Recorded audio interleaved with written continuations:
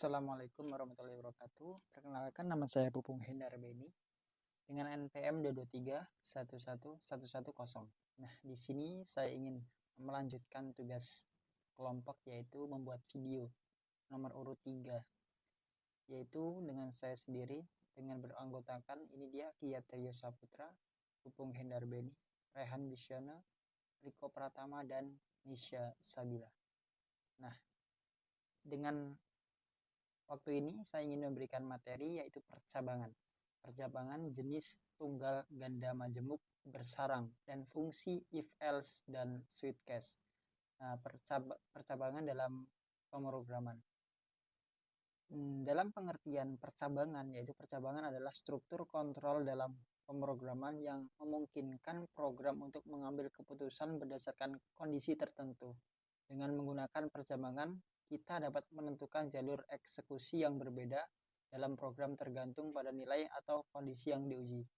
Percabangan yang sangat penting dalam pengembangan perangkat lunak karena memungkinkan pembuatan aplikasi yang lebih dinamis dan responsif terhadap input pengguna atau kondisi lingkungan. Nah, jenis-jenis percabangan itu ada satu, percabangan tunggal, yaitu definisi percabangan tunggal adalah struktur yang memeriksa satu kondisi. Jika kondisi tersebut benar atau true, maka suatu aksi tertentu akan dilakukan. Nah, ini dia contoh coding yang saya buat. Nah, penjelasannya yaitu dalam kondisi di atas, program akan hanya memeriksa satu kondisi saja, apakah suhu dari lebih dari 30.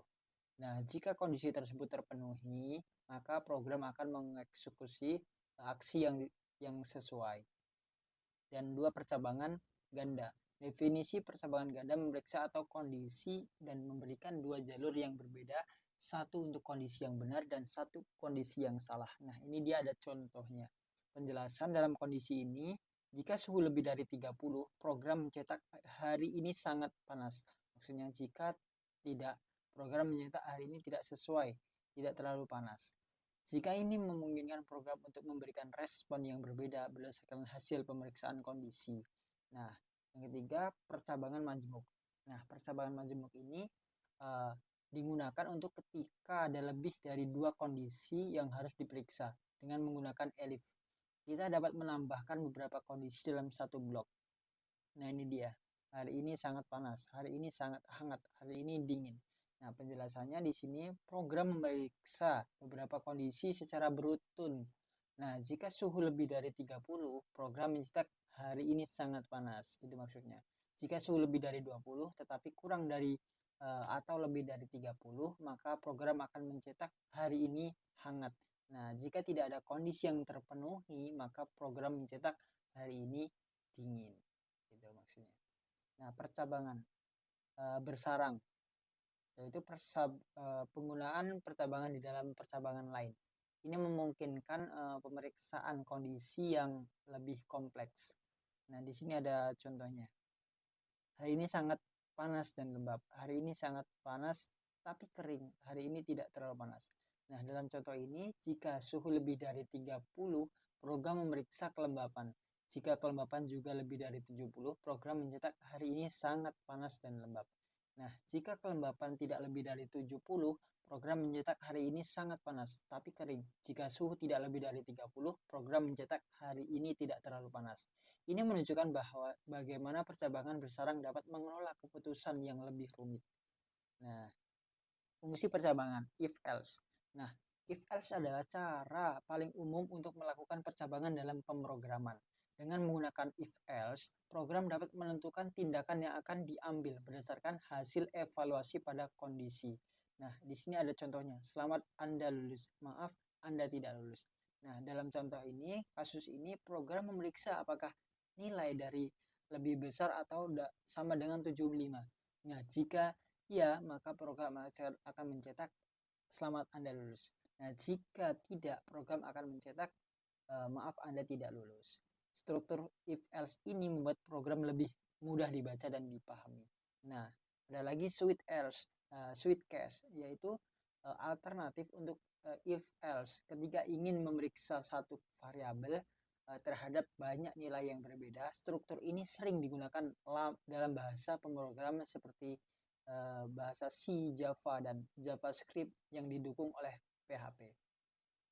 Nah, pemrogram ini menggunakan suite case untuk memeriksa nilai variabel sehari. Jika sehari bernilai 3, program mencetak hari Sabtu. Jika tidak cocok dengan case manapun, maka akan mencetak hari tidak valid. Nah, pendekatan ini lebih efisien dibandingkan menggunakan beberapa if else. Nah, kelebihan dan kekurangannya. Nah, di sini ada kelebihan dan kekurangan. Kelebihannya yaitu memungkinkan program untuk merespon dengan dinamis berdasarkan kondisi yang berbeda. 2. Mengurangi kompleksitas kode dengan memungkinkan keputusan persyaratan yang lebih terstruktur. Nah, yang ketiga, memperbaiki keterbacaan kode ketika digunakan dengan bijaksana, sehingga memudahkan pemeliharaan dan pengembangan. Nah, itu tadi kelebihan. Kekurangannya adalah struktur percabangan yang kompleks atau bersarang dapat menyulitkan pembaca dan pemelihara kode. Nah, penggunaan yang lebih berlebihan dari percabangan dapat mengarah pada kode spaghetti, di mana alur logika tersebut menjadi sulit diikuti.